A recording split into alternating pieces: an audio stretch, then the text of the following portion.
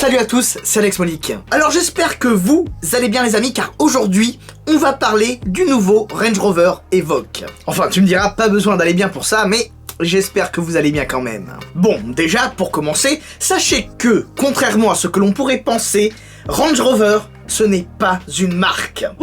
Range Rover, c'est une gamme automobile de la marque Land Rover. Un peu comme la Gallardo est une gamme de la marque Lamborghini. Alors oui, je sais, c'est vachement trompeur à cause du nom, mais officiellement, ce sont des Land Rover Range Rover. Mais comme c'est pas très beau à prononcer, tout le monde dit Range Rover au lieu de dire Land Rover Range Rover. Bref, allez, Range Rover Evoque, nouvelle génération, c'est parti.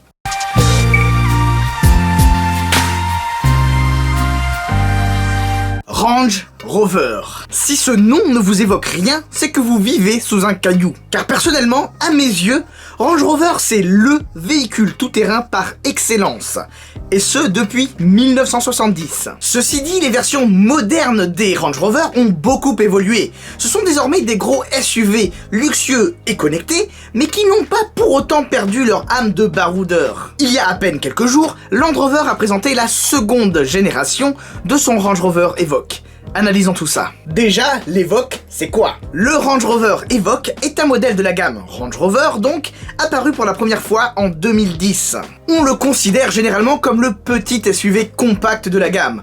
Un peu comme un X1 ou un Q3 si vous voulez comparer. Et, accessoirement, c'est également une des versions les plus populaires et les mieux vendues du Range Rover à travers le monde. Donc, Range Rover Evoque deuxième génération, qu'est-ce qui change? Déjà, pour commencer, le style ultra moderne de l'Evoque qui a fait son succès reste presque inchangé. Ses lignes souples et futuristes restent les mêmes. Toutefois, et ça c'est quelque chose que j'ai lu presque partout, il y a donc consensus sur le sujet, il est quand même vachement inspiré du Range Rover Velar. Par exemple, si l'on regarde la face avant, elle est très inspirée de celle de son grand frère. Regardez-moi ces feux avant qui s'étirent sur les côtés et qui sont reliés entre eux par la calandre et un bandeau noir. Deuxièmement, les poignées de porte sont dissimulées dans la carrosserie, comme sur le Velar. Même si les dimensions extérieures du nouveau modèle ne changent pas, le nouvel Evoque gagne pourtant 2 cm d'empattement. Alors ça peut paraître ridicule dit comme ça, mais le nouvel Evoque n'en reste pas moins plus spacieux, avec un plus grand coffre, de plus gros et plus efficaces rangements. En gros, ses occupants devraient en être plutôt satisfaits, je pense. À l'intérieur, pas de véritable dépaysement. Toutefois, modernité oblige, la plupart des boutons physiques ont été remplacés par du tactile. D'ailleurs, il y a 2 gros écrans sur la planche de bord. Tout comme le compteur à aiguille qui a été remplacé par un système numérique, qui est quelque chose qui se voit de plus en plus de nos jours. Chose assez marrante, l'auto est presque intelligente. Elle vous comprend, vous et vos habitudes, et elle vous proposera des réglages adaptés. Par exemple, si vous êtes un petit frileux, elle vous proposera par exemple du chauffage. Ah, modernité quand tu nous tiens. Et vu que tout le monde en parle, ce nouveau modèle inaugure une nouvelle technologie. Celle qui rend le capot invisible.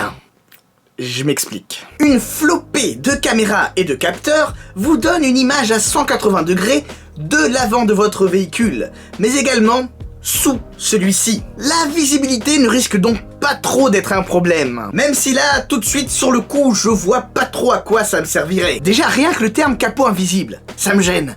Faut bien savoir où est le capot pour se repérer dans l'espace. Donc je sais pas, il y a un truc, je comprends pas trop, je crois que j'ai pas compris en fait.